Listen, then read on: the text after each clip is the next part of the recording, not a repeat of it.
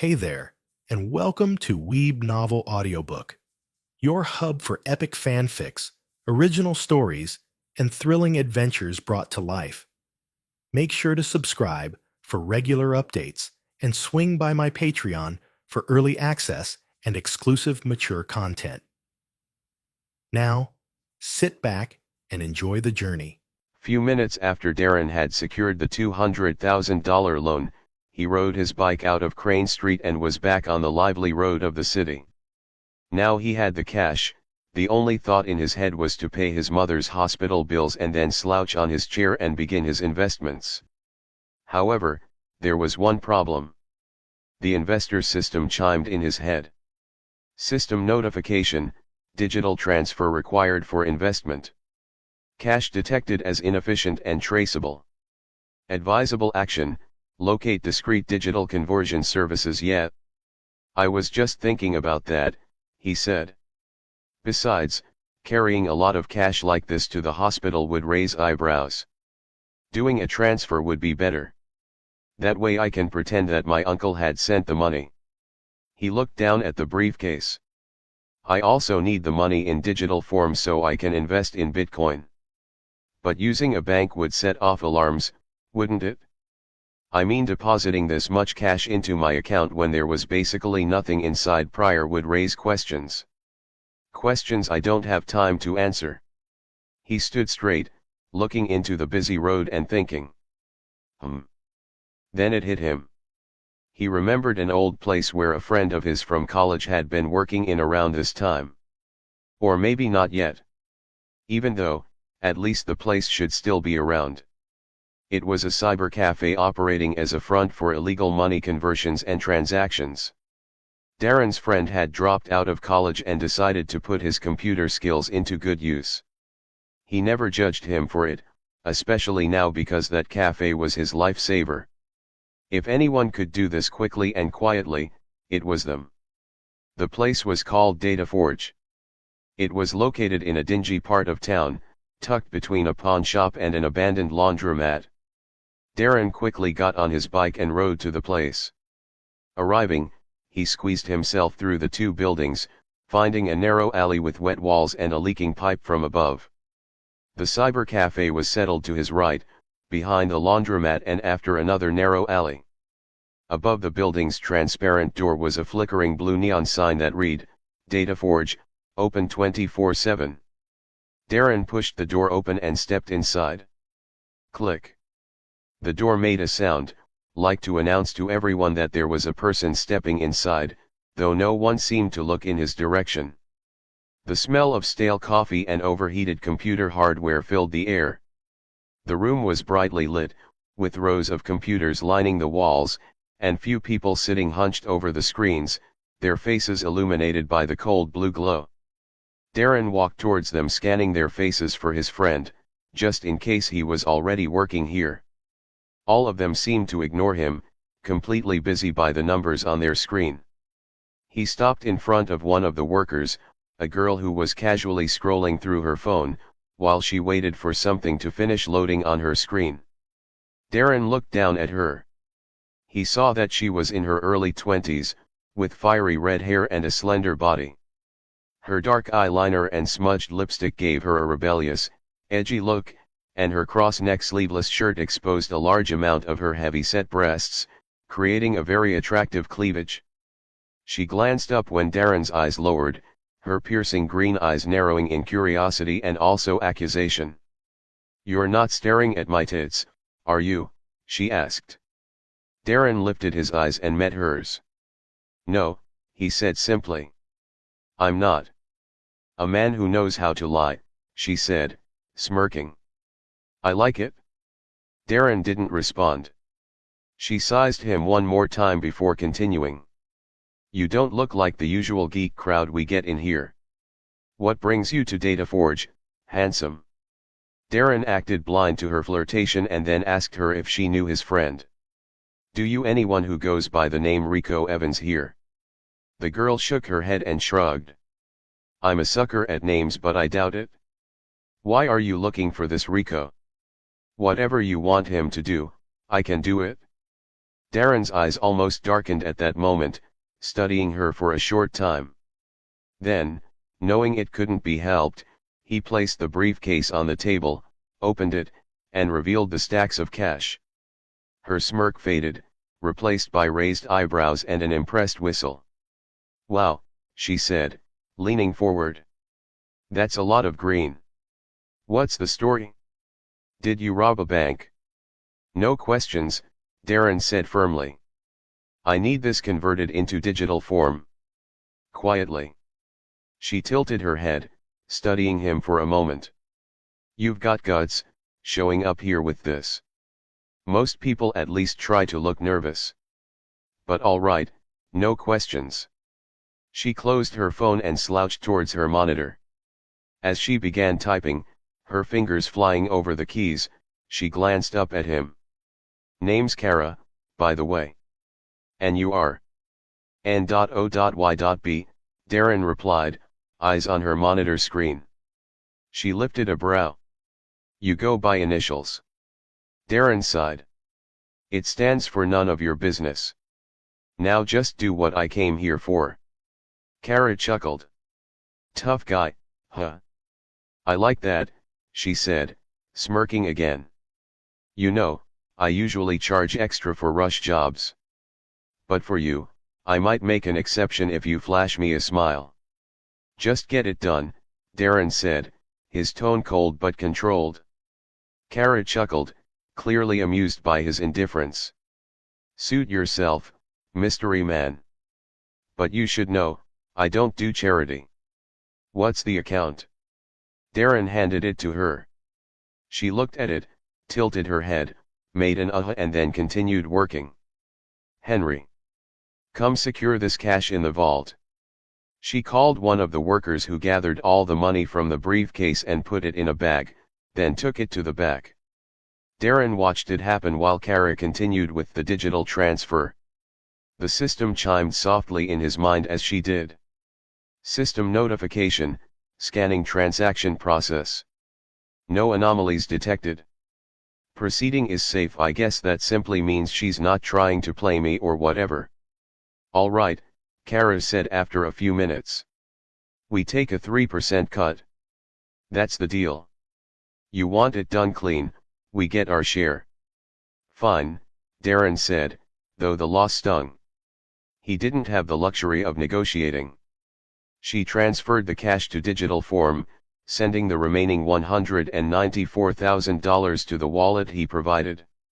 When the system confirmed the receipt of the funds, Darren exhaled a quiet sigh of relief.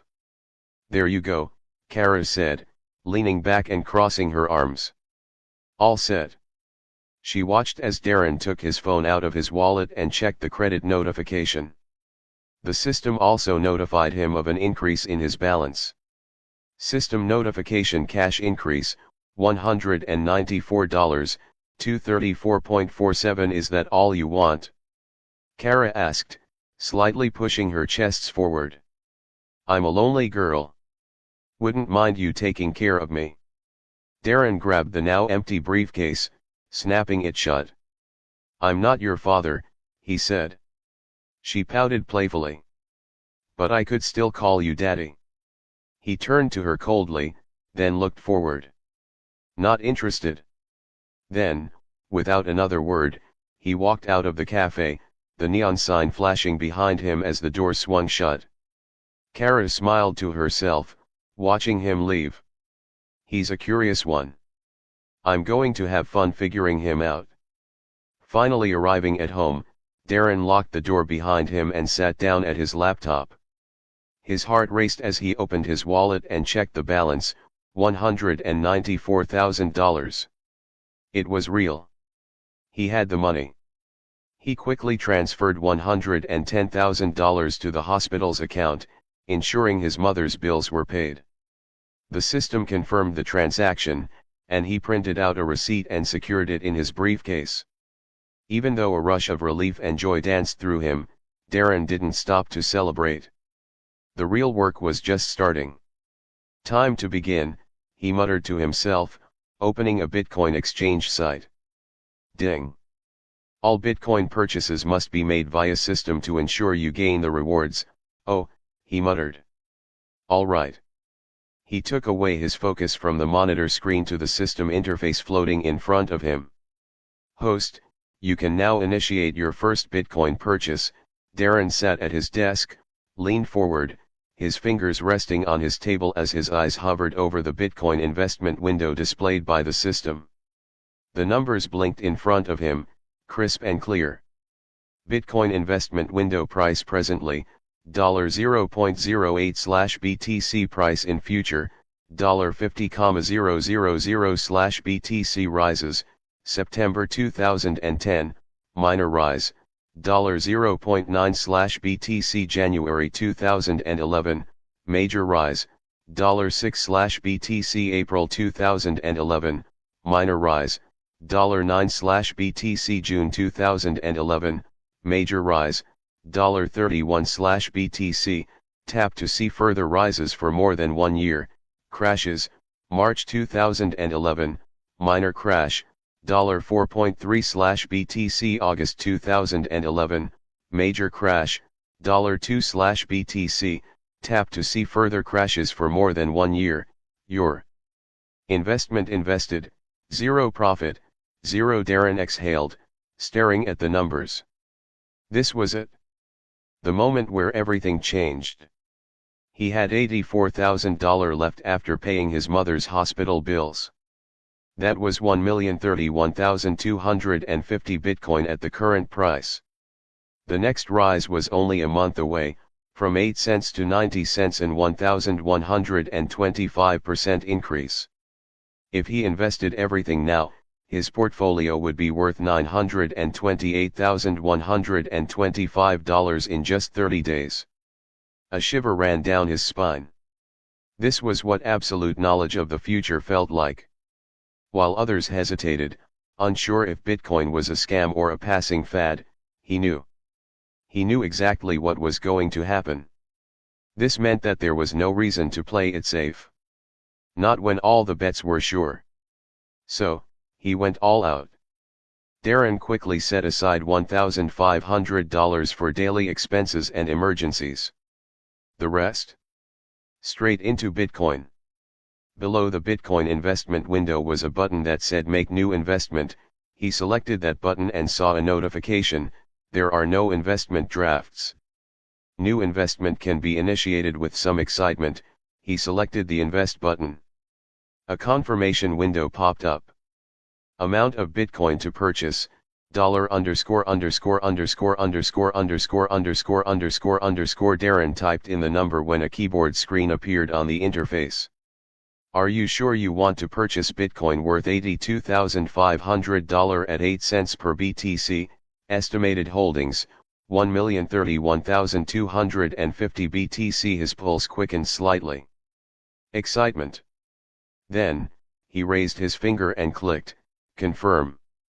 The system interface refreshed, and a moment later investment successful, BTC purchased, 1,031,250 current portfolio value, $82,500 estimated profit at next rise, $928,125. Darren couldn't help but grin, he just couldn't help it. A grin worthy of an evil villain. It was almost hard to believe. He had just cemented his first step towards true wealth. Ding. The system notified him of an update in his Bitcoin investment window. Your investment invested, $82,500 profit, 0, please await the next rise before making a withdrawal. He nodded his head, unable to chase away his smile.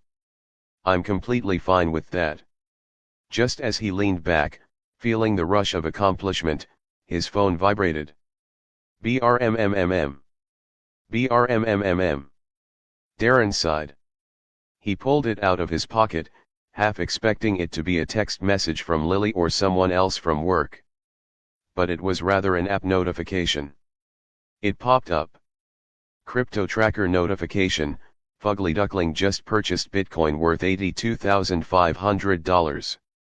His smile froze. What? He quickly sat up, moving his fingers through the numerous buttons of the Samsung phone and finally selected the notification, opening the crypto tracker app. Fugly Duckling? Who the hell? Is that me? Then it all came rushing back. He remembered that he had downloaded this app around this time when he started gaining interest in cryptocurrency. Crypto Tracker was a social platform where enthusiasts, traders, and investors tracked each other's transactions. It combined blockchain transparency with a social media interface, allowing users to discuss trends, boast about profits, and predict rises or crashes. All transactions were displayed publicly using usernames instead of real names, ensuring some anonymity. The top account in the site with the most followers was Scottish Panda, ID name, Adam Scotland, the man with the most amount of Bitcoin owned. But right now, at the very top of the trending feed, was Darren. Fugly Duckling, purchased $82,500 worth of Bitcoin. There were already hundreds of reactions. Who the hell is this lunatic? Some rich kid wasting money on a useless coin. Wait, $82,000. That's the biggest single buy ever. This guy single-handedly pushed more Bitcoin into circulation just to fund this purchase. Crazy. A whale just entered the game. Respect. Dude's got balls. Darren's breath quickened. He understood that the personal Bitcoin wallet created by the system was connected to his real-life information such as email and ID. Since the crypto tracker broadcasted every major Bitcoin purchase, his wallet had notified them and his purchase had been broadcasted. He clicked on the profile. It was supposed to be his, but because he had never actually set up an official account, the system had auto-generated the username Fugly Duckling for him. The app had no access to his real identity, meaning no one could trace the purchase back to him. He let out a slow breath. Thank God. He didn't want this to be an issue. If people knew he had purchased that amount of Bitcoin, they would bombard him with messages, and people he knew in real life would harass him with calls and visits, either mocking him for investing in an unproven cryptocurrency that experts even say will crash soon. Darren wanted none of that.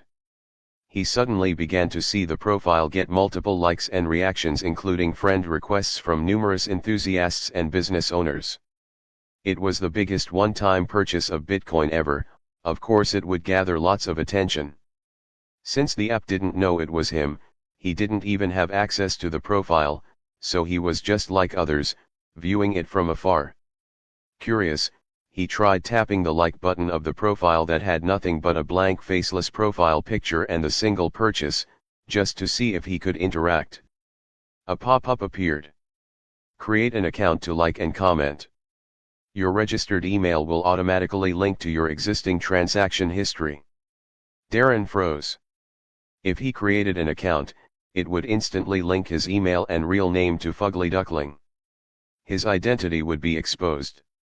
Nope. Not happening. He quickly closed the app and tossed his phone onto the bed. Secrecy was the best course of action. For now, he would remain a ghost.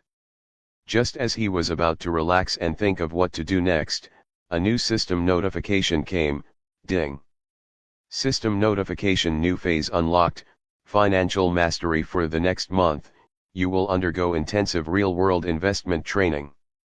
Core learning topics: 1. Assets over liabilities. The rich buy things that make money, assets, while the poor buy things that lose money, liabilities. Learn the difference and how to build assets. 2. Aura farming and social perception. Learn how public perception influences your power in the financial world. Keep your image strong, stoic, and imposing at all times. Money creates status, but your character maintains it. 3. Cash flow optimization. Learn how to efficiently allocate funds between investments and daily expenses for multiple streams of wealth. Never rely on just one income source. Learn how to create different ways to make money. 5. Smart spending and lifestyle design. Flaunting is good and it increases your image, but flaunt like a billionaire, and never go broke. The secret isn't what you buy, it's how and why you buy it. 6. Rival takedowns. Finding weakness in rival business groups. attacking it and making them dance according to your rhythm. 7. The almighty taxes. Everyone hates taxes. Learn how to manage and bypass them like billionaires do. How else do you think the rich stays rich? 8. Money should work, not sit, the most important part. This is the aim of the investor system. Learn why keeping money in a bank is a waste and how to put it to work in investments. Darren's fingers tightened into a fist. This system truly wanted to turn him into some cryptocurrency investment tycoon. Not that he was complaining, this was exactly what he needed. He was already good at finance, best in his class, but that knowledge came from textbooks and theoretical analysis. This was real-world experience. A slow grin spread across his face. Let's begin. Holy she. Sir. Something unbelievable just happened. The door to an exquisite office opened, showing a middle-aged Japanese man sitting in the luxury of a high-cushioned chair, behind a massive black marble desk. What is it, Andy? The man asked his employee with a heavy sigh. Andy Nashville, a senior analyst, stepped in briskly, a laptop tucked under his arm. He was a man in his late 20s, neatly dressed in a tailored navy suit. An expression of disbelief and excitement was on his face. He exhaled as he approached his boss, like he was still processing the information himself. A record-breaking Bitcoin purchase was made just now. Sakamoto furrowed his brows. Bitcoin. His voice carried a hint of skepticism. I saw in business today that the cryptocurrency was heading for a fall. I can't believe it myself too, sir. $82,500 worth. Sakamoto paused. His brows furrowed as he tried to get that number right in his mind. $82,500. On a cryptocurrency? Impossible. No one would be reckless enough to throw that much into a speculative asset. I'll show it to you, sir. Andy adjusted his glasses, then excitedly walked around the marble desk, standing next to his boss. Then, he placed his laptop on the desk and turned the screen toward his boss, pulling up Crypto Tracker, the social media platform for cryptocurrency enthusiasts and investors. There, in bold, highlighted text, was the notification: Fugly Duckling just purchased Bitcoin worth $82,500. The CEO's expression froze. His fingers steepled under his chin as he read the words again. $82,500. A staggering amount for an asset even seasoned investors hesitated to touch. Mr. Kaito Sakamoto felt a rush of excitement and energy coursing through him. The kind that adventurers felt when the prospect of a new adventure came, the kind that hunters felt at the sight of a new game to hunt. It had been quite a long time since he felt that intense amount of excitement. He was the formidable CEO of Sakamoto Wealth Offices, one of the most exclusive private firms handling the finances of the ultra-rich. They handled everything from investments to philanthropy, legal matters, and even lifestyle management. They were one of the best in the state, only in rivalry against a branch of Moon Enterprises, Moon Wealth Management Offices. For someone to spend this much on an unproven cryptocurrency. Sakamoto pondered, eyes almost tearing up. It means one of two things: he must be someone willing to take risks, or someone who goes all in when he's convinced of something. I am sure of it. I have found him. I found the man that I have been searching for my whole life. This man would be a great person to work with. Or better yet. He exhaled slowly. To work for. Maintaining his finances, his expenditures, drafting his contracts, securing his ventures, assigning him the best lawyers to win his cases, settling lawsuits for him. I can build a dynasty with this man. For this man. Quickly, what is his name? His eyes narrowed. Fugly Duckling. Sakamoto blinked. Is that his name? He pointed at the pseudonym on the purchase. Fugly Duckling. Andy cleared his throat. It appears that the person who purchased the Bitcoin doesn't have a crypto tracker account. The platform automatically generated a placeholder to represent him so his purchase could be broadcasted. Sakamoto exhaled sharply and leaned back in his chair, rubbing his temple. A complete mystery investor. No profile, no details, nothing. Are you saying that this our record buyer is a mystery man? A ghost? I'm afraid that's the case, sir, Andy admitted. Sakamoto's jaw clenched. His fingers drummed against his desk. Ah, so my destined client wants to play hard to get. He wants me to prove myself to him. I understand why he would want his secrecy, but I need him to be signed to my company. Building courage, he straightened up. No, I refuse to accept that. His eyes burned with resolve. Andy, I don't care what it takes, from today, your #1 mission is to find him. Dig through purchase records, track wallet transactions, scan digital footprints. I want to know who this man is. And once you find him, as my top headhunter, you are to try to get me his signature. Andy nodded. Understood, sir. I won't fail you. And if you succeed, expect a significant raise. Hearing this, Andy immediately went to action. Meanwhile, across the city, inside a sleek skyscraper bearing the Moon Enterprises emblem, Ryan Anders leaned back in his leather chair, watching the city lights reflect off his whiskey glass. This was the headquarters for the subsidiary of Moon Enterprises, Moon Wealth Management Offices. And Ryan Anders was the CEO of the company. His eyes lifted from his glass cup as his secretary, Amelia, stepped into his office, placing a printed document on his desk. Sir, she began, adjusting her glasses, Crypto Tracker just broadcasted a major Bitcoin investment. $82,500. Anders lifted a brow of interest. $82,500. Who is this madman on the loose and how can I catch him? A mischievous smile spread below his nose.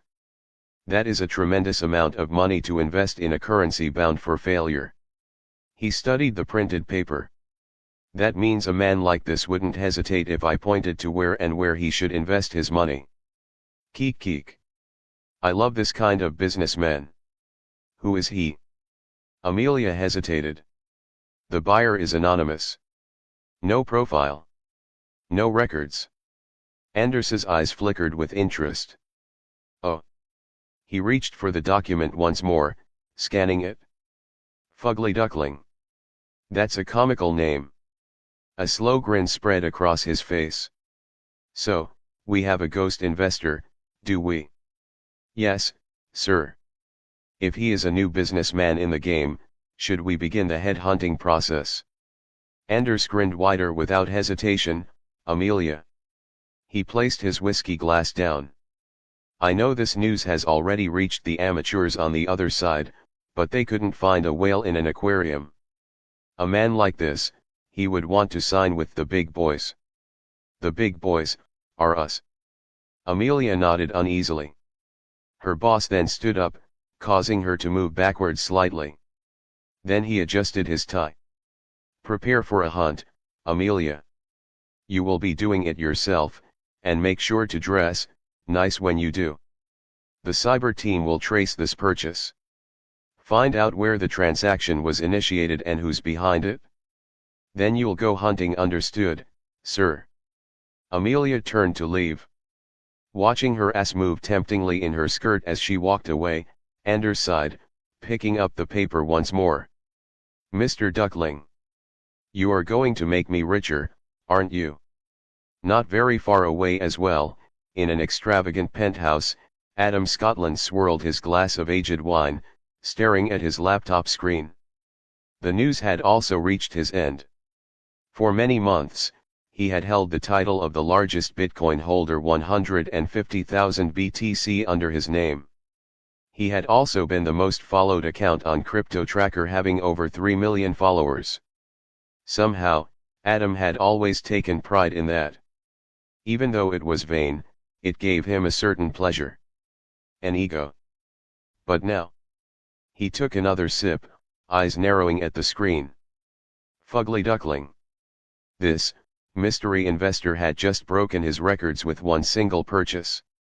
82,000 fucking dollars worth of Bitcoin. And now, for the first time in months, Scotland was no longer the biggest individual holder. He was also no longer the most followed account in Crypto Tracker.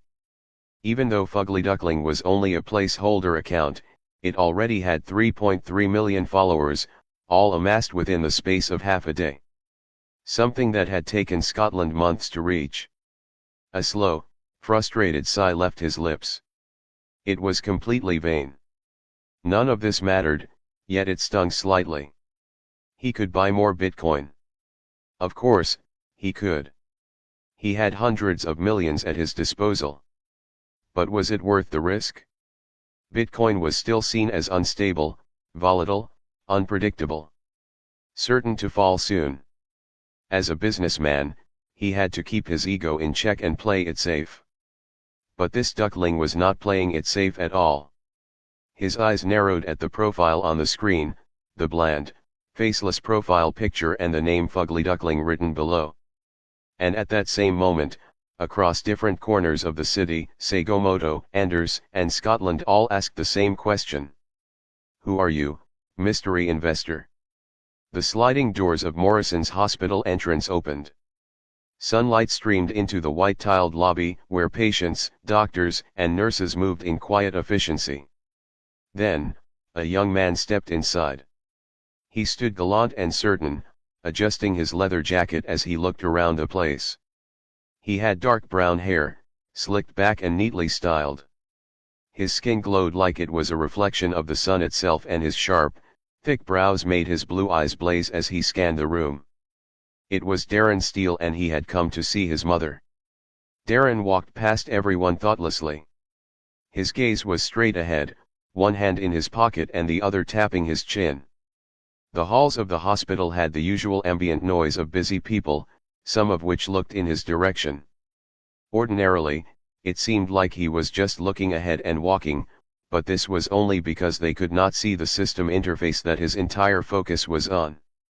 Sponsorships are the lifeblood of emerging businesses, he muttered under his breath, reading from a guide on corporate funding. A successful sponsorship proposal must emphasize mutual benefit. The sponsor must believe they will gain more than they give. Having sponsors as a business tycoon increases your status and respect. Car companies such as Ferrari and Porsche are the kind of sponsors that should be appealing to you. Darren took a breath of understanding and also tiredness. For the past few days he'd been studying, cramming, devouring every bit of information on running a business, securing sponsorships, and mastering investments. The system was not going to let him off easy. Even though it had given him the means to be rich, it wanted to make sure that he knew how to maintain the wealth, even when it came in excess. Ding. The system announced a notification. Test time. Question 1. What is the primary factor that influences an investor's decision to fund a startup? Darren exhaled. Easy. Projected profitability, potential market growth, and risk assessment. Correct. He didn't applaud himself and just quietly waited for the second question. Question 2. What is the most effective way to ensure long-term sponsorship loyalty? Darren hesitated. Consistent performance. Return on investment? He clicked his answer. Incorrect.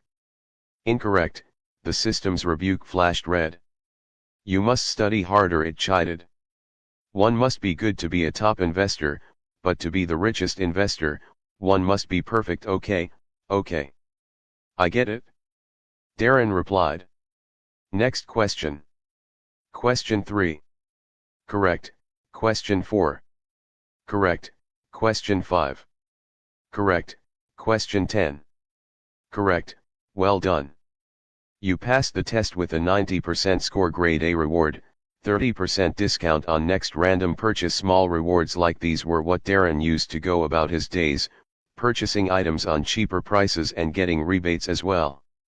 During this time, he had come to understand something about the investor system. It never ever granted him money. No matter whatever he did, cash was never a price. All it could do was give him the means to make cash and then grant him rewards that could double it, reduce costs, lower the tax cuts and offer rebates. So the only way he could make more money was to first make money and then get the rewards that could make more money. Money on its own was never a reward.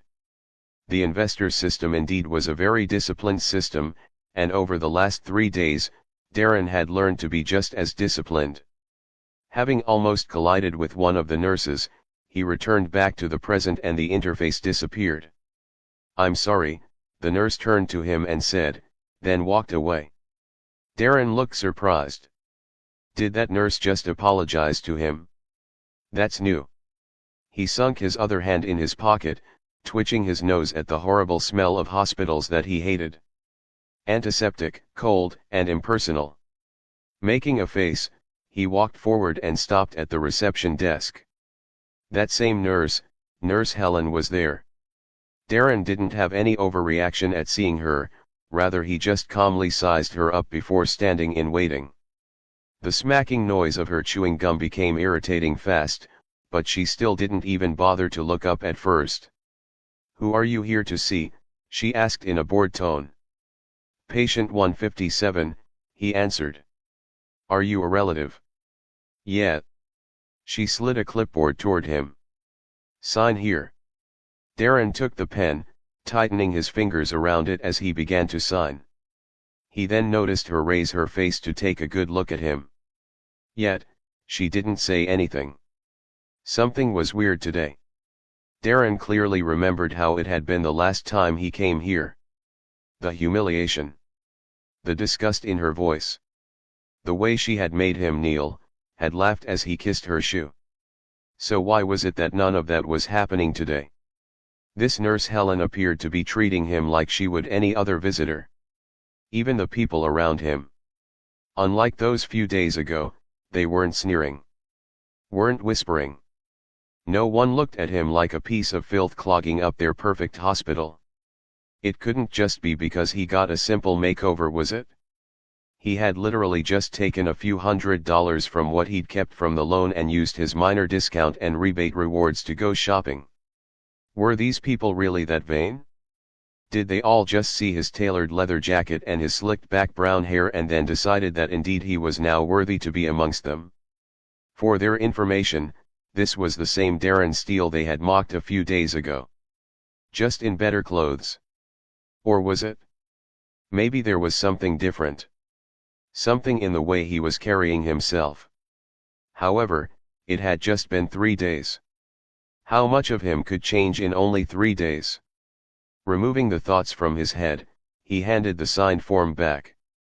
Nurse Helen picked it up and glanced at it. The moment recognition struck, her jaw slackened. "Darren Steele," she blurted. "You're that same pathetic guy." She scanned him up and down, shock flickering in her expression. She saw his dark brown hair, styled neatly compared to how unkempt it was before.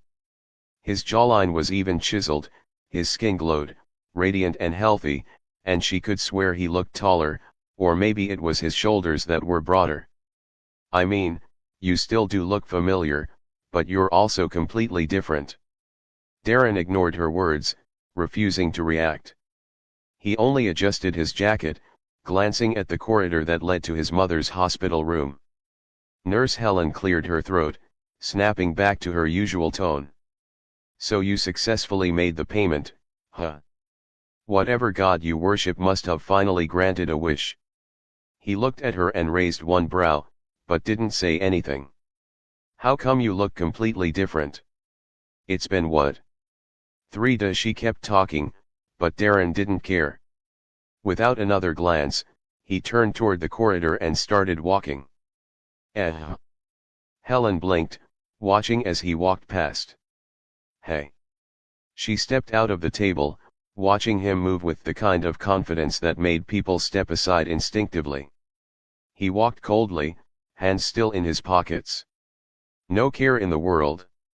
Helen scowled, then she began chasing after him. "Hey." "Excuse me," but Darren didn't stop. Didn't even acknowledge her. He just continued to walk towards the room. What is it with this guy, the nurse thought, and she stomped after him. No way he's ignoring me right now. Clearly there was something majorly different about him. But she was beneath his notice now. Stop it, she snapped. Hey. I'm talking to you. Darren suddenly came to a halt, causing her to stop as well, startled.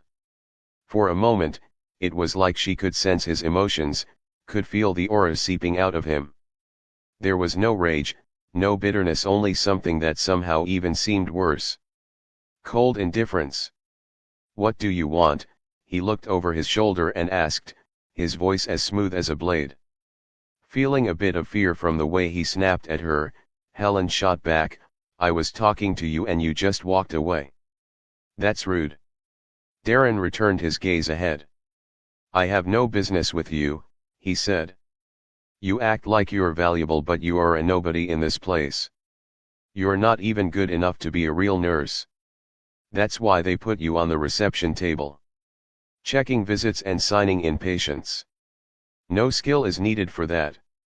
Bullying is the only thing you're good at because that's all you can do. Helen felt the words slice through her like a knife. Why are you? How dare you say these things to me? As you know, I've paid the hospital bills, Darren continued, still looking ahead as she stared at his back. So now, you have nothing left to use against me. Sleeping with one of the doctors might give you a little power, but don't misconstrue it. You're still a nobody. NGH, she recoiled slightly in shock. How did he know? Although, it was very obvious that she must be sleeping with the doctor who had let her mistreat him those days ago. A normal doctor would not allow a receptionist nurse to do that, or to make decisions concerning a patient's discharge. Darren finally looked over his shoulder once more. You should get back to the reception desk like the errand girl you are, unless there will be an overwhelming line by the time you return. Helen's breath hitched. This wasn't the same boy she had humiliated and stepped on. She had seen him grovel. Seen him drop to his knees and kiss the very ground she walked on, just to beg for mercy. So why? Why was he standing there, speaking to her, while not even giving her the respect of looking at her face? How could he treat her like she was nothing? And why did he suddenly seem composed? Controlled. The realization made her stomach tighten. His sharp features, the way his hair was neatly combed back, the crispness of his new clothes, he truly looked like an entirely different person. This had to be his twin brother, his evil cousin. Something or someone, because the change in his presence was heavy. It felt like he suddenly belonged to a world above her. Darren began to walk forward, but then stopped again. Oh, and call the doctor for me, he ordered. Since you're the errand girl, I imagine that's the kind of thing you're paid to do. Tell him I need to talk about the next step in my mother's health. Helen stood there, speechless. And just like that, he left her in the dust. Ding. You've earned yourself a character bonus. Inside the hospital room, his mother lay propped up on the bed, her eyes fluttering open when he stepped in. Darren barely had time to take in the sight before she let out a gasp of joy. Darren. He pulled his hands out of his pockets and hugged her as she reached for him, her arms wrapping around him in a weak but warm embrace. Her scent was familiar, soft, like lavender and hospital sheets. He held her gently, afraid that if he squeezed too hard, she might shatter. You're looking better, he murmured, his voice softer now. Her smile was bright, her frail fingers cupping his cheek. And you, my boy, you've grown so much. Her eyes shined as she took in his appearance. Oh my! You are all dressed up and shiny. Look at your hair, you actually combed it. You look like your father. Strong and handsome. Darren swallowed past the tightness in his throat. He couldn't say anything to that. Instead, he sat beside her and took her hand. I have good news, he said. She perked up, her lips curving into anticipation. The hospital bills, he continued, have been paid. His mother gasped. She pressed a hand over her mouth, her eyes welling up with tears. Then, as if a dam had burst, she let out a joyous laugh, shaking her head in disbelief. "I told you," she cried, squeezing his hand. "I told you that your Uncle Jared hadn't abandoned us. You kept saying he wouldn't help, but I knew he was a good man. Your father's brother. He wouldn't turn his back on us." Darren's heart sank. Because the truth was, Jared had actually abandoned them. The very same day his father had died, Jared had turned away, leaving them to rot. His mother just refused to believe it. But Darren couldn't tell her that he was the one who had paid. She wouldn't believe him anyway because there was nowhere he could get that money in that house. And if he told her about the loan, she'd be horrified to learn that he had done business with drug dealers to save her life. So he forced a small smile. "Yeah," he said quietly. "I guess you were right." She nodded, beaming. "Oh, Darren. This is wonderful. Finally, we don't have to live in fear. Finally, we can breathe." He watched her, his heart heavy, but he didn't let it show. Instead, they talked. He listened as she reminisced about better days, about his childhood, about how proud she was of him. She had asked questions concerning how things were going in the Smithers Group as she knew he was an intern there, but didn't know yet that he resigned. Darren simply told her everything was fine, avoiding discussions that had difficult explanations. Then, as their conversation went on, a knock came at the door. Darren turned as Dr. Gerald stepped in, adjusting his glasses. "Ah, Dr. Gerald," Darren greeted smoothly. He rose from his seat, giving his mother one last glance. "I wanted to talk about something important." Gerald raised an eyebrow. "Very well. Let's speak outside." They stepped into the corridor. The doctor, who couldn't believe that this was the same Darren Steele of just a few days ago standing before him, stared with shock. "So, what do you wish to talk about? Is it regarding her upcoming surgery?" "I plan to take my mother away from this place soon," Darren firmly stared. "I won't be needing your services any longer." The doctor blinked. "What?" Dr. Gerald, who was fatefully the same doctor who had forced him to kneel and beg the last time, now stood stiffly in the hospital corridor, a polite but forced smile plastered across his face. He didn't know how to respond to such an odd statement. Darren's mother, Pamela Steele, was suffering from intense advanced aortic stenosis. Death was inevitable if she wasn't hospitalized strictly, so the idea of discharging her early, right before surgery too, was a strange one. Ill-advised, he would say. Behind his glasses, his eyes flickered with calculation. He had dealt with many patients and their families, some desperate, some grateful, others too poor to be worth the trouble. But this Darren. What was up with him? He was something else entirely. Just 3 days ago, this boy had been nothing. Another helpless wretch doomed to drown in debt and poverty. But somehow, he had paid the hospital fee of over $100,000 the next day. Just as he said he would. How and why? He must have borrowed the money. Indeed. But, dressed in such fine clothes, having such tasteful mannerism. One couldn't borrow that kind of presence and style. What was he? Some secret heir of a family wealth like in those drama shorts? Whatever he was, he had paid the expensive hospital bill they slapped on him, even when they fully never expected him to. That made him an important client. Someone worth keeping in their established hospital. "Mr. Steele," Gerald began, his voice smooth and professional. "I do not understand. You have paid the bills. Why would you want to take her away after? Does the why really matter?" Darren asked him with a cold raise of his brow. The doctor lowered his gaze. "I apologize for acting ignorant. My actions from 3 days ago must be the reason for this. Please, Forgive both mine and the nurse's actions. We had no idea that you were not. What?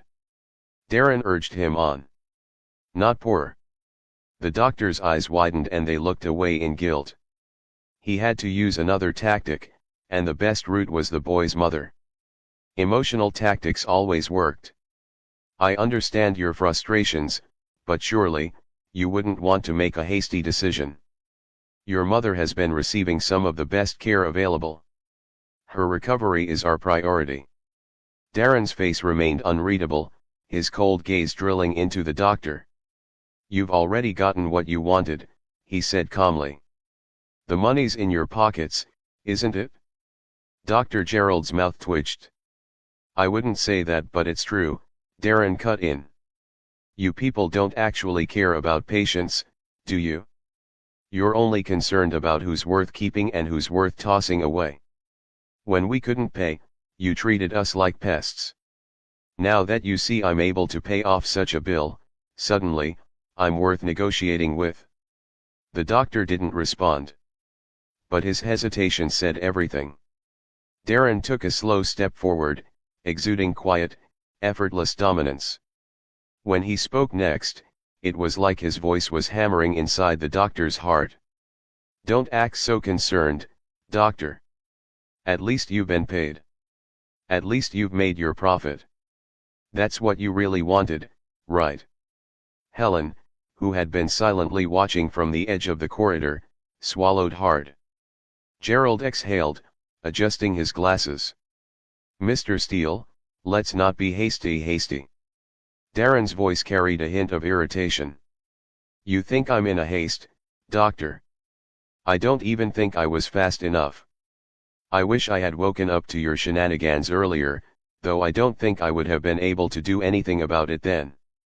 The real question is how many others have you fooled like this? The doctor stiffened. You gave me a false representation of the costs of hospitality, Darren continued, his voice dropping an octave. My mother hasn't even undergone surgery, and yet you've drained over 100 grand from us. Gerald swallowed. It was true. I used the inside protocol to extract some information about the hospital before I came in, including hospital bill costs for varying illnesses pre-surgery. The price they made me pay, it could have covered Mom's intensive surgery, yet it was just for basic care. It's a tool some of the crook doctors in this hospital used, working with the nurses to exploit the desperate. And they've always gone away with it. Until now. Nurse Helen took a step back when Darren mentioned the scam they pulled, and Dr. Gerald moved uneasily. Though there wasn't anything he could do to them, Darren was just making it clear that he wasn't some desperate kid as they envisioned him to be at first. And they realized it too, because in fact, he was the first person to find out about this. Darren slid his hands into his pockets, looking at the shamed doctor with a curious face. You wouldn't even deny it, he asked. Well, at least you have shame. He sighed. I'm not unreasonable. I'll wait until the payment for the month's hospital bill runs down by the end of the week. After that, I'll move my mother to a real hospital. One that isn't run by frauds. Helen let out a tiny gasp. Gerald clenched his fists, his mind racing. If they let Darren walk out, they weren't just losing a client, they were losing an asset. If he could pay this much in a day, then how much more was he capable of? His lips parted, a final attempt at persuasion forming in his mind. But Darren was already turning away. Save your breath, he murmured. Although I would love to have you two begging me this time, I'd save that for another day, when I decide to take down this establishment and leave the both of you unemployed. The doctor's eyes widened. He's kidding, right? He has to be kidding. What the hell is he talking about? Nurse Helen pondered with a pounding heart. After saying goodbye to his mother, dropping the rose and cookies he came with, he walked off, ignoring the two of them standing and watching. Don't worry. I haven't even started with either of you yet. Helen. He paused, standing right beside the nurse before turning to his left to look at her. Both their eyes locked, her confused, terrified eyes gazing at his cold, apathetic ones. She will be the first to suffer. Moments later, he stepped out of a taxi and entered into a large but humble building. It was Holloway Medical's, a growing hospital in the city just starting to make a name for itself. Inside: protocol complete. Information on Holloway Medicals is as follows: estimated net worth, $567 million. Primary income, patient care, innovative medical research, pharmaceutical development, government and private healthcare contracts. Owner, Dr. Leonard Holloway, known for high-quality patient care, affordable but advanced treatments, ethical medical practices, groundbreaking research into chronic and terminal illnesses. Public reception, tactics, prioritizes medical advancement over profit, invests in cutting-edge treatments, offers fair pricing compared to other private institutions, supports low-income patients through medical grants systems. Advice, strong potential ally. Try to secure long-term cooperation with company. That was completely Darren's mission. Owned by Dr. Leonard Holloway, Holloway Medicals was also a competing hospital with Morrison's. But because of how big and how sponsored Morrison's was, Holloway Medicals, just like others, had to continue to fight for other positions in the hierarchy of medicine for the state. Nevertheless, the hospital was more focused on their patients and how to save them. This meant that they were the exact kind of people he could trust, albeit they were still very expensive, which was why he couldn't admit his mother there in the first place. Darren understood. Medicine was expensive, and a doctor's reputation in the medical world was currency. Although Dr. James Morrison barely worked now and only had his hired doctors for the work, he was still the most reputable doctor in the state. Today, Darren was here to offer that title to Dr. Leonard Holloway. Pretending to a busy nurse that he was there for a routine checkup, he managed to gain access into one of the hospital rooms. Soon after, Dr. Holloway stepped inside. "Hello there, patient. Sorry to keep you waiting." He paused, staring at Darren. "I'm sorry, but I do not think I recognize you." Darren took a good look at the man. Holloway was tall and sharp-eyed. Evidently in his late 40s and dressed in the expected crisp white coat. His gray-streaked hair gave him an air of wisdom, and his piercing green eyes assessed Darren with curiosity. "Who are you exactly?" the doctor asked. Darren didn't give any facial reaction. "I'm the man who's going to make you rich, Dr. Holloway." The doctor lifted a confused brow. "I'm the man who's going to make you rich, Dr. Holloway." The doctor lifted a brow. As moving as words like that were, Holloway was barely impressed. He had dealt with people like this before: businessmen, inventors, con artists, all eager to pitch some revolutionary idea, some shortcut to wealth. In his line of work, these types were nothing more than distractions, feeding off the desperation of others. He sighed, already annoyed. "If you're here to sell me some get-rich scheme, you can leave now." "Gee, I feel insulted," Darren spoke with an emotionless voice. Standing there for a while and seeing that the intruder had no plans to leave, Dr. Holloway turned to the door. "I'm calling security. How many patients have you lost, because there wasn't a cure for their illness?" Holloway's hand stopped as he reached for the knob. His face turned back to Darren. "What? You're a good man, Dr. Holloway. You wish you could save everyone, but you know you are limited by the medical advancements of this time, even though we have come very far." The doctor appeared confused. "This time? Why are you telling me this? What do you mean?" Darren stood up from the checkup bed he'd been sitting on, arms folded. "I'm the kind of man who knows things." He spoke with certainty, his voice steady and sure. "How I know things doesn't matter. I'd never tell anyone, but you should believe me when I say I know things." Holloway was unimpressed. His disbelief was obvious in the way his brows creased, the skepticism in his gaze. "Who's this crazy kid?" Darren saw the disbelief and decided to hit the doctor with some of the things he knew. "Take for example, I know that you and Dr. Morrison went to school together. Harvard. And now, even though you were once friends, he's doing everything possible to keep your company down while lifting his up. Holloway's expression faltered, eyes widened as he moved backwards in surprise. How do you? Darren cut him off. Yet, despite that, you refuse to face him head on. You keep your focus on treating your patients, which is admirable. But if you continue this way, your hospital is going to be demolished in 6 years' time. You'll be forced to file for bankruptcy. And everyone will quickly forget about you because Morrison is a powerful man. His voice lowered. And he's only going to get more powerful as time goes on. The silence in the office thickened. Holloway swallowed, quickly starting to believe the boy as some of these things were already happening in the background. How do you know these things? Darren exhaled through his nose, shaking his head slightly. Remember what I said? It doesn't matter. How I know it doesn't come into play, it's completely trivial to this discussion. Holloway frowned, confused, and disappointed. Noticing this, Darren decided to offer something to calm the doctor's thoughts and make his claim more believable. I'm a business specialist and a company success tracker, he explained. I analyze trends, predict financial trajectories, and recognize patterns that determine whether a company will flourish or collapse. My expertise allows me to assess risks, pinpoint weaknesses, and ensure survival in a competitive industry. Your company's survival is one of the lowest in the state, Dr. Holloway. Even though he believed that, Holloway still looked skeptical. So what do you want, then? To offer me a way to stop my company from collapsing. His tone was laced with suspicion.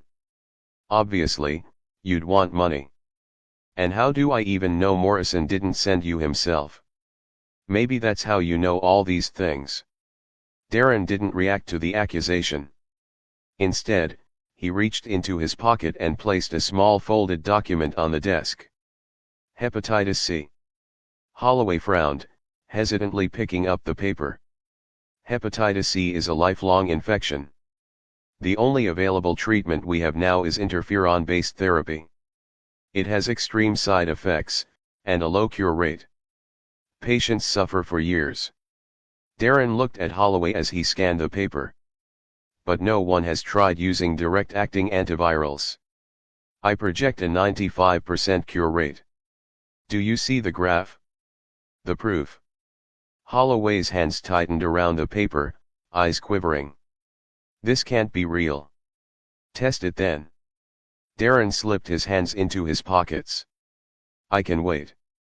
Holloway stared at him, then at the document in his hands. Not wasting any time, he rushed to his desk, flipping through research papers before powering up his computer. His hands moved swiftly typing, scanning, cross-referencing data. Then, he hurried over to the microscope, adjusting the lenses, testing the chemical composition. Seconds stretched into minutes. Tension. Thick tension and excitement. Then, he gasped, covering his mouth with his hand as his eyes popped out wide with disbelief. I can't believe it. This is revolutionary, he muttered. He turned to Darren, his voice barely above a breath. This is going to change the world. Darren shook his head. No. You're going to change the world, Dr. Holloway. He held the man's gaze firmly. A doctor's reputation is currency. The doctor with the most medical breakthroughs will be the most powerful in the state, the country, hell, even the world. Holloway was still struggling to comprehend it. His eyes flickered from the formula to Darren. Breakthroughs. His voice wavered. Are you saying you know more cures to illnesses? Darren remained expressionless. Not all. But plenty enough. Holloway exhaled, then gave him a suspicious gaze. And you know all this by being a company success tracker. Darren's lips barely twitched. You've run out of subscription for asking questions, especially concerning how I know what I know. Chuckling excitedly at the quirky joke, showing that he didn't care as long as he got more medical breakthroughs like this, Holloway looked back at the computer, still overwhelmed, gripping the edge of his desk. Darren continued. I'm willing to tell you more. Plenty more. But in return, you'll agree to treat my mother for free and become my business ally. Holloway blinked, taken aback. It was a very simple demand for such an enigmatic young man. Your mother? He hesitated. What illness does she have? Aortic stenosis, Darren answered. She needs surgery soon. Holloway's brows furrowed. He thought for a moment, then nodded. Yes. I can do that. The money I'll get from this cure alone will earn me hundreds of millions. Covering a surgery is nothing compared to that. Darren tilted his head. Good. And will you be my business ally? He placed both hands on the desk, leaning in slightly. Being my ally means you'll grant me lifelong free health care from this moment on, while I give you what I know about medicinal cures. Holloway barely hesitated this time. Yes. I agree. But Darren had more. Since I can very well offer this deal to many other doctors in the state. Holloway looked worried. The medicinal cures are going to be bought. They won't be expensive, of course. For you, Dr. Holloway, I'll sell for the lowest price of $2 million and the highest of $7 million. $7 million. The doctor raised his brow, thinking to himself. That is a lot of money. You said it yourself, doctor. One of these cures will give you hundreds of millions of dollars. Not to talk about the reputation and status that comes with it. You're right, the doctor agreed after a short thought. I accept your terms. Darren straightened, satisfied by that answer. Can you draft a contract right now? Indeed. Holloway's excitement surged. His fingers twitched in exhilaration as he left the room, practically stumbling in his eagerness. Just a second. He typed and printed out a fresh contract, his heart pounding. He had never felt such a rush of thrill before. When he returned, he placed the document in front of Darren. Here. You can read through it if you want. Darren took his time scanning every detail. Once he was finished, the system flickered in front of his vision. Contract scanning, legitimacy confirmed. No deceit detected. Satisfied, Darren picked up a pen and signed his name. Holloway quickly followed, signing right beside Darren's. Ding. A notification flashed in Darren's interface.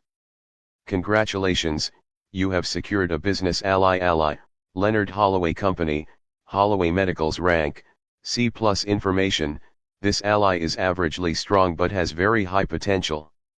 Dr. Holloway is the kind of ally you can always trust with minimal to zero chances of betrayal. Loyalty, 6/10. Darren looked at Holloway, watching as he studied the contract with an eager gleam in his eyes. When can I expect another cure? Not that I'm rushing you, fine sir. Darren almost smiled. I'll be bringing my mother by the end of the week, he stated. Before the surgery begins and when it's over, I'll give you 2 more cures. Holloway, still in awe, flipped through the contract again before pausing. He frowned slightly. This is all very exciting, but, you didn't write your name in the blank spaces. Your signature isn't exactly clear, either. He extended a hand. It's great doing business with you. But what is your name, young sir? My name is not necessary, Darren said as he accepted the handshake. But you can refer to me as Mr. Duckling. Darren stepped out of Holloway Medical's with his hands tucked into his jacket pockets, keeping his expression as solid as ever. A lot had just happened. But in all, it was another successful block built in setting the foundation to his success. In one move, he had secured his first business ally, Dr. Leonard Holloway. A man of great potential. A doctor who, given the right tools and resources, could become one of the most powerful medical figures in the country. All he had to do was guide him there. Of course, their alliance had to remain a secret. Darren had made that very clear before leaving the office. Holloway was to never speak of their relationship or his identity to anyone. If questioned about how he suddenly began discovering medical breakthroughs, he would have to come up with something himself. Darren had no doubt the man was intelligent enough to fabricate a convincing lie. And if he wasn't? Well, that would be his problem, not Darren's. Ding. The sound of the system's notification echoed in his mind. Character bonus achieved. Darren arched a brow slightly, intrigued. Another character bonus? That's 2 on one day. The system must be really impressed by what I've done so far. He was about to carry on, when he got another notification affirming that the character bonuses had unlocked a new feature. Ding. New feature unlocked, Loyalty and Affection Reader. Darren paused mid-step. His interest peaked.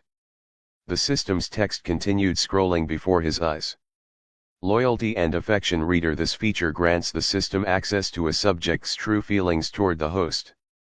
It does not read their general emotions towards other people.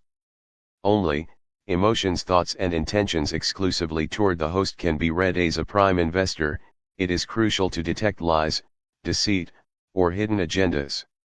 This feature ensures that you will always know a person's true intentions, no matter how well they try to conceal them. Darren let out a quiet breath. A tool that let him see through deception? That was incredibly useful. Not just in business, but in social interactions in general. That's a really functional feature, Darren murmured, nodding slightly. It'll make negotiations much easier, and help me avoid getting stabbed in the back.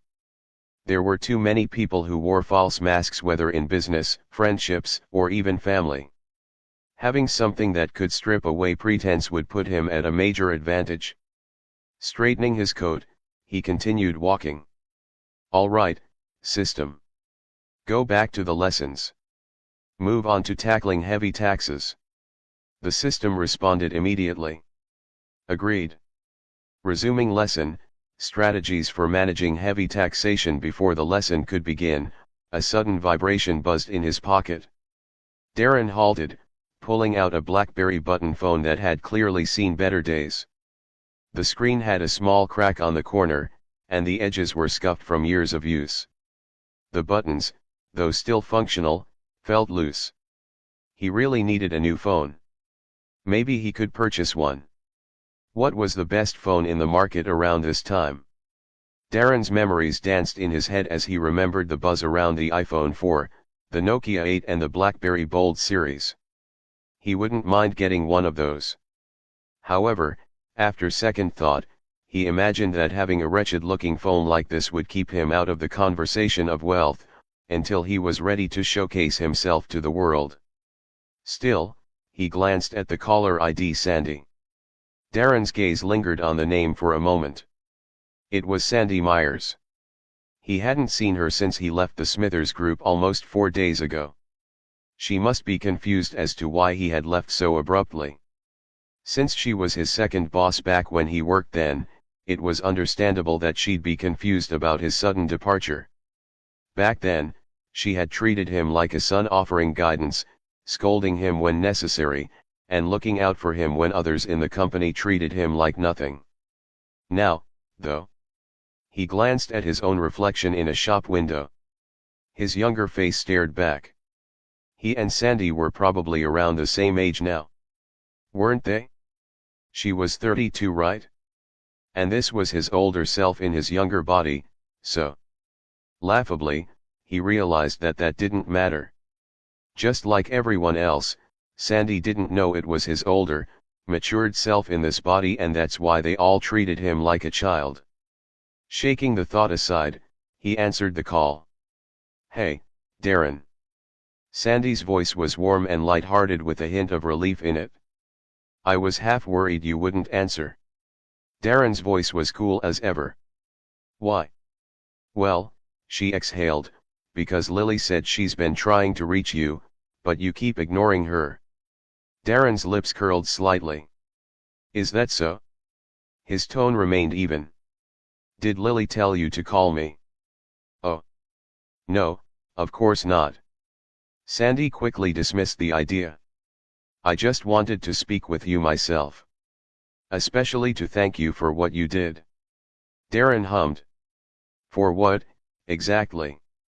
"For freeing us from that ridiculous contract Gareth Smithers made us sign," Sandy explained. "I finally resigned yesterday, and if it wasn't for you, I would have been stuck working for him for another 2 months without pay too." Darren tilted his head slightly, surprised. "Really? You resigned?"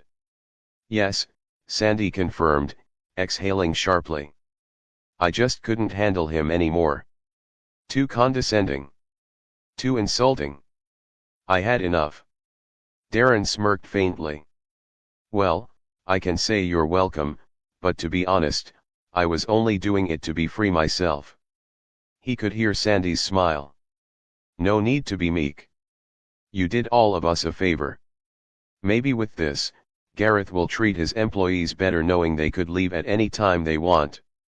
"Yeah, I guess you're right." However, in Darren's mind, a different thought was playing out. Sandy had resigned. That meant she wouldn't be fired 2 years later like she did in the former timeline. And if she wasn't fired, then her career wouldn't be ruined by the scandal that happened. His actions had already changed the course of her future. Completely. Geez. Darren had become her hero without even knowing it. He felt like Barry Allen, messing up the timeline. Sandy's voice broke eventually through his thoughts. "Anyway, I wanted to personally thank you in person." There was a playful note in her tone. "I also just miss your face." Darren blinked. A slight warmth brushed the tips of his ears. He cleared his throat lightly. "Oh. Well, I'm really busy but—" "Busy?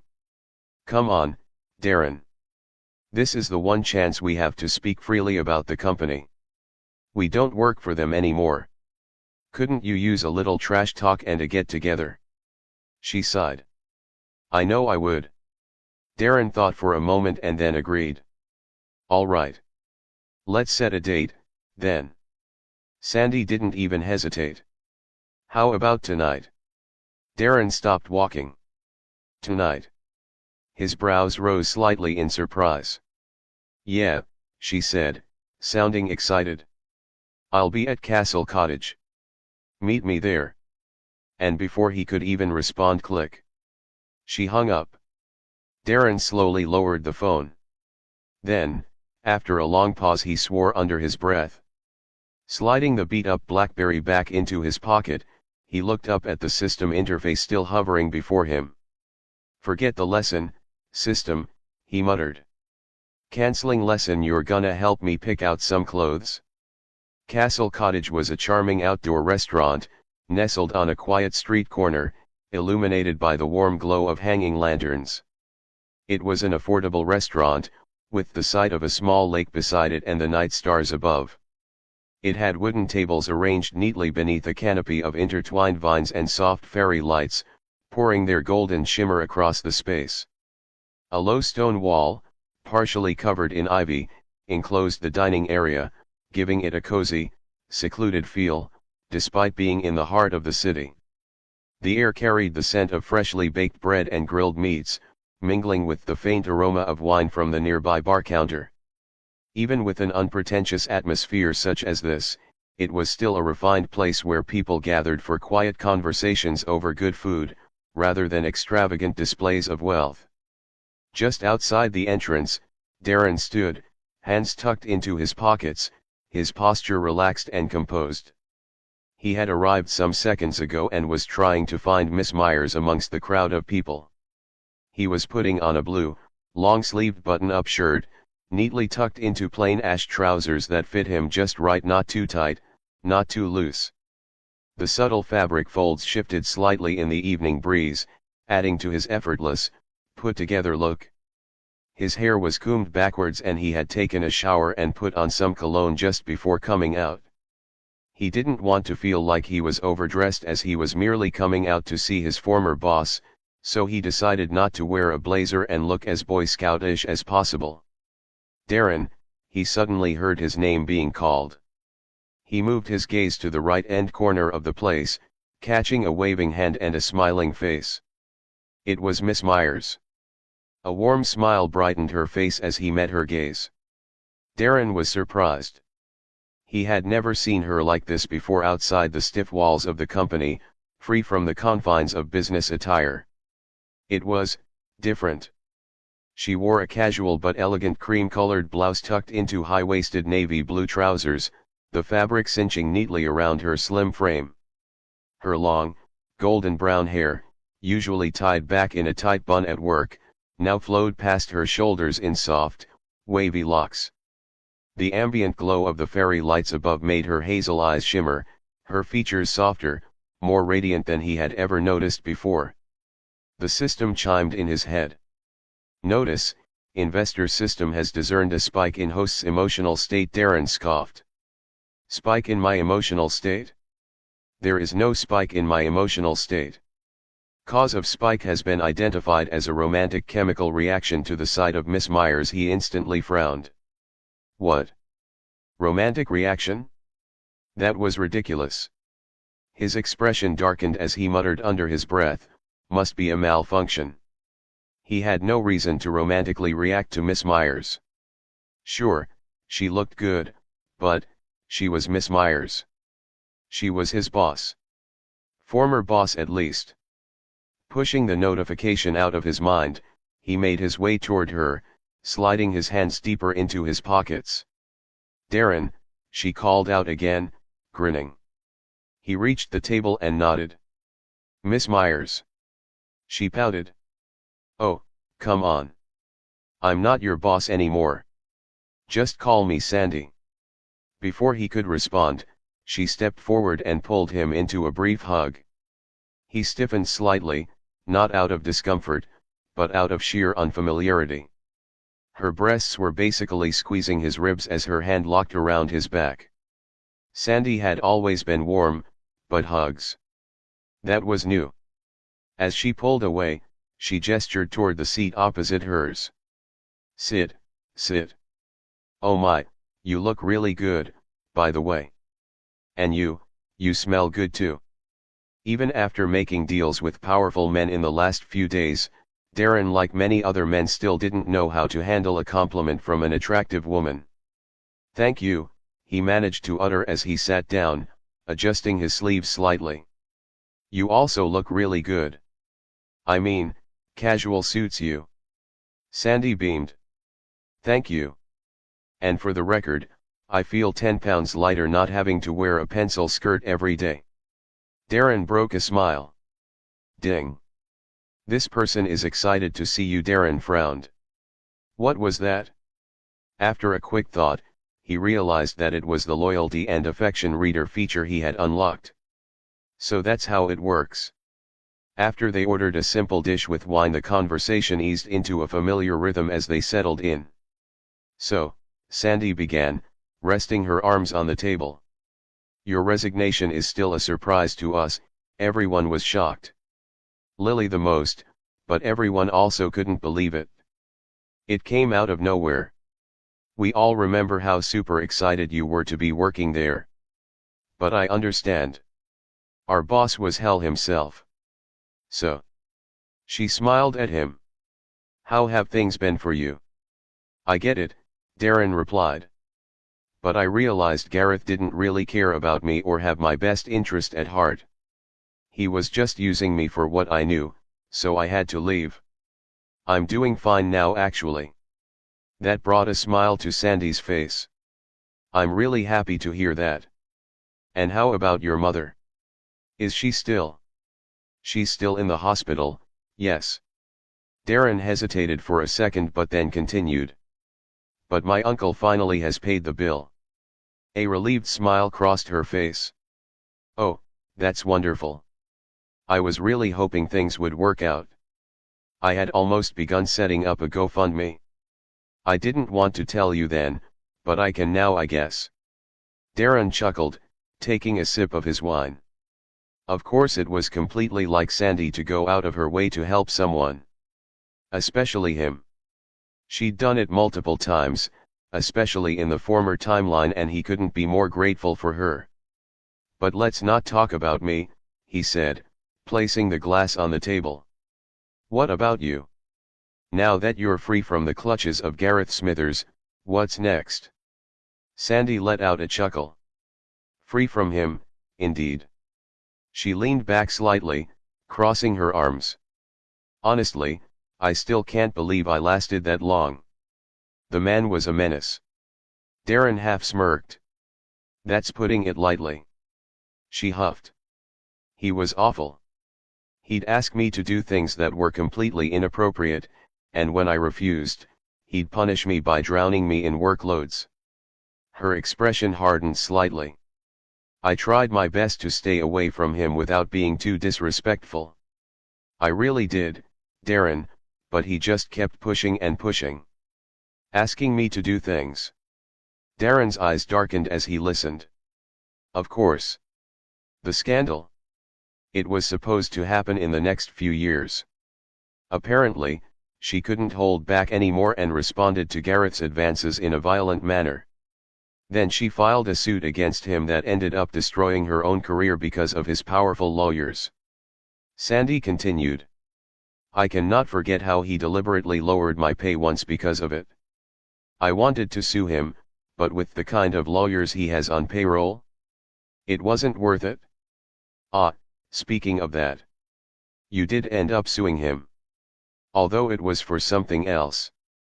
Thank God for this new timeline, Darren scoffed. If you couldn't take him down, at least you escaped. I'm happy I did, she admitted, exhaling a deep breath. But I still worry about Rachel. I hope she finds a way to quit soon.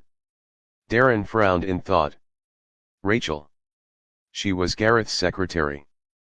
The quiet, stern young woman. They had never really talked and had only crossed each other's paths once or twice, but she always carried the look of someone who had resigned herself to a cage she couldn't escape. Do you have a company in mind you want to join? Darren asked, thinking no more of it. Or did Smithers blacklist you? Sandy shook her head.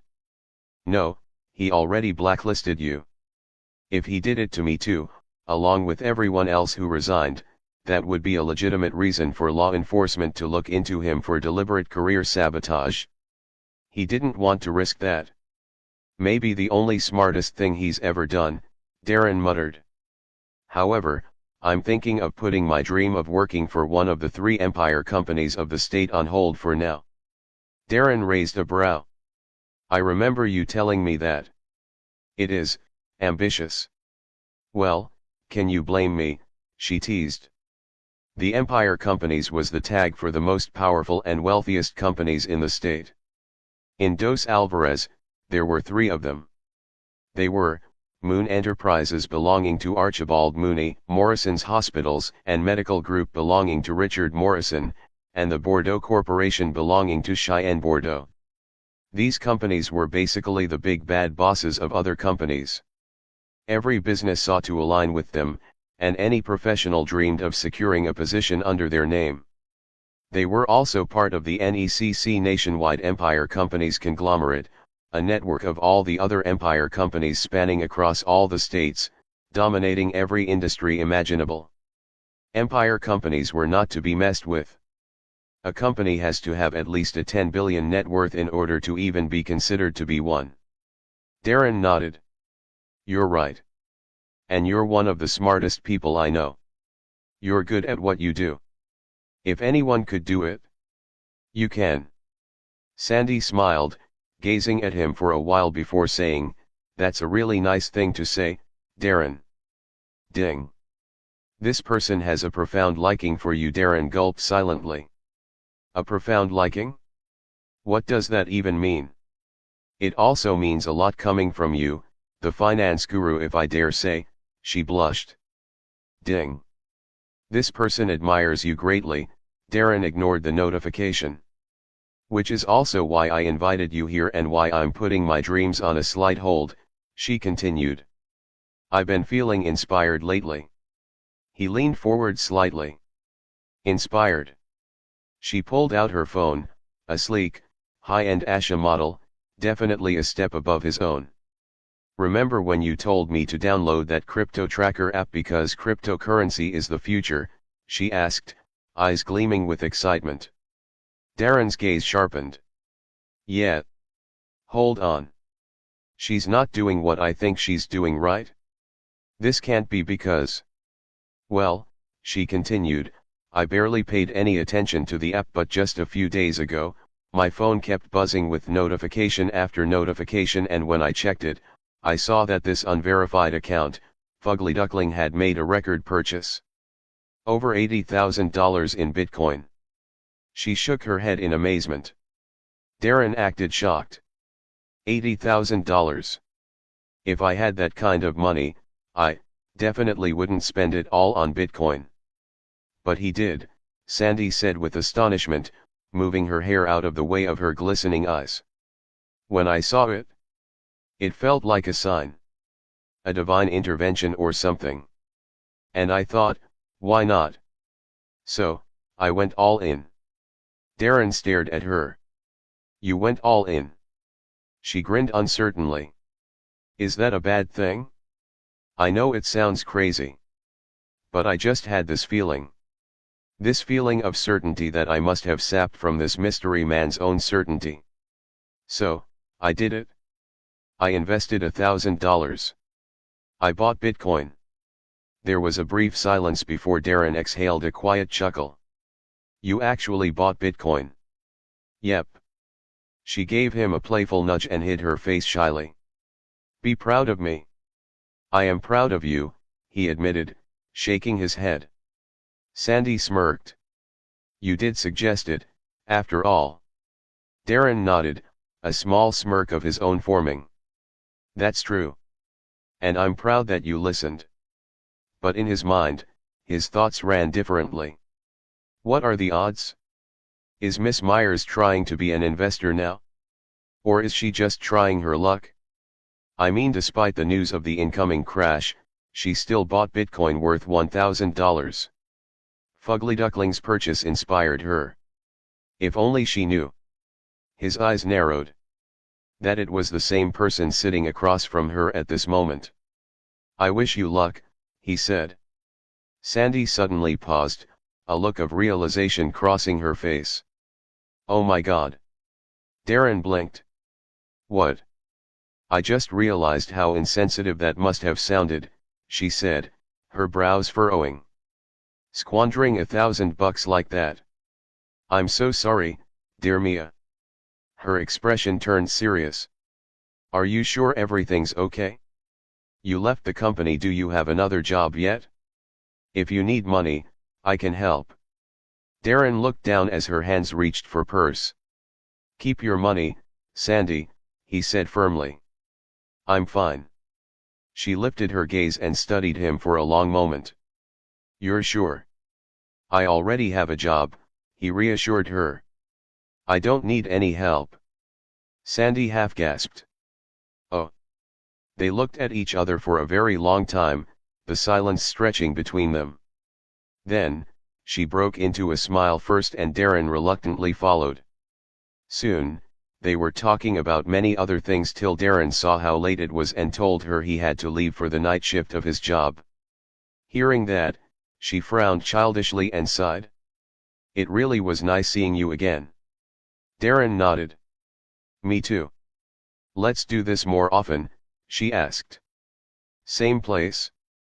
I could really use someone that I could talk to. I don't know if you do as well. Darren looked at her for a while. Ding. This person genuinely enjoys your company, he gave her an assuring smile. Okay then. Till another night. As they both stood, she pulled him into another brief hug. Then, he turned to leave but stopped once more, glancing back over his shoulder.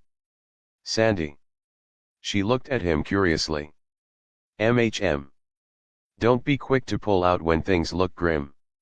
Numbers can be deceiving. Sandy frowned slightly, confused. but Darren turned and continued to walk away, hands in his pockets.